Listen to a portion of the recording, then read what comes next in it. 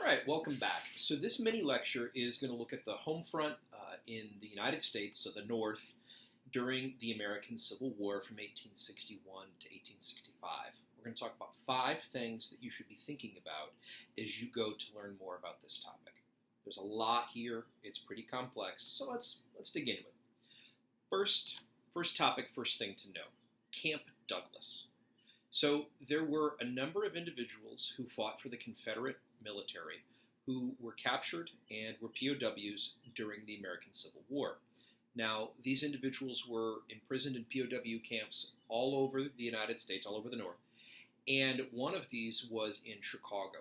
All right, it was referred to as Camp Douglas. It was located on the south side of the city.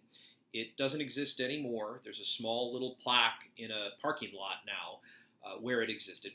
And there were thousands of Confederate soldiers who were imprisoned here. Now, the conditions were pretty terrible.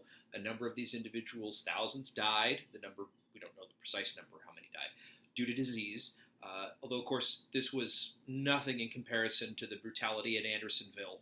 It still was no picnic. But this was a part of the experience of living in a place like Chicago during the American Civil War. You would have been able to see this. All right, second, the Chicago Times. The Chicago Times. So, during the American Civil War, a number of scholars, Adam Smith, I.P. Smith, and others, have stated that it wasn't really possible to be openly anti-war during the American Civil War. One tended to have to support the Republican administration. One tended to have to support their domestic policies as well as some of their military policies, that you could be sort of tagged with being anti-American or anti-war if you didn't. Now, there were a number of individuals who were known as Copperheads that were part of this. Some were very pro-Southern.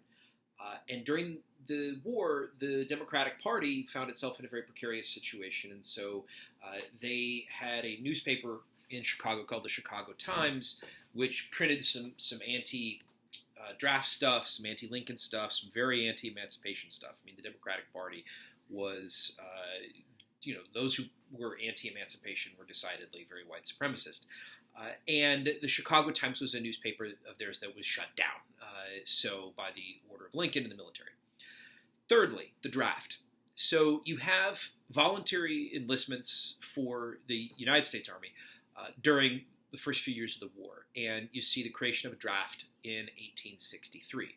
Now, this happens after the Confederates create their draft the year before, and hundreds of thousands of individuals are going to be drafted into the Army. Now, you could get out of the draft if you paid a fee or you hired a substitute, although some of those practices would eventually wane in time.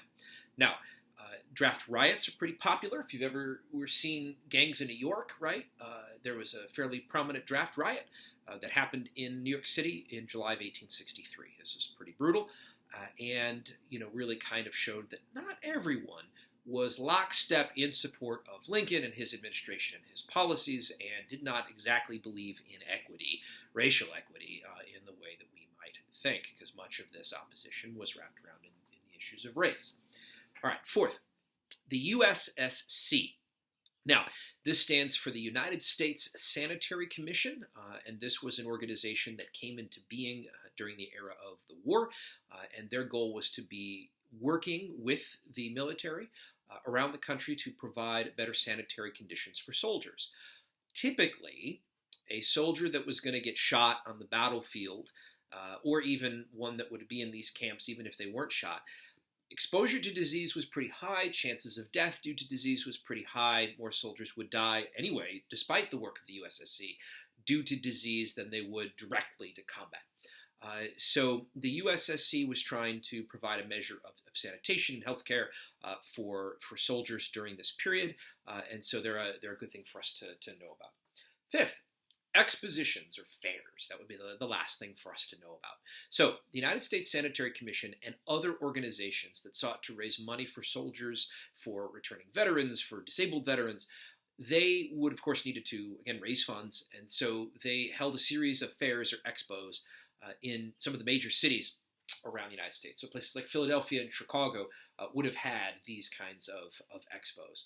They were early versions of malls in a way, sort of paraphrasing Ted Karamansky, professor from Loyola. And these were really quite the scene, in their day. So, all right. Thanks so much.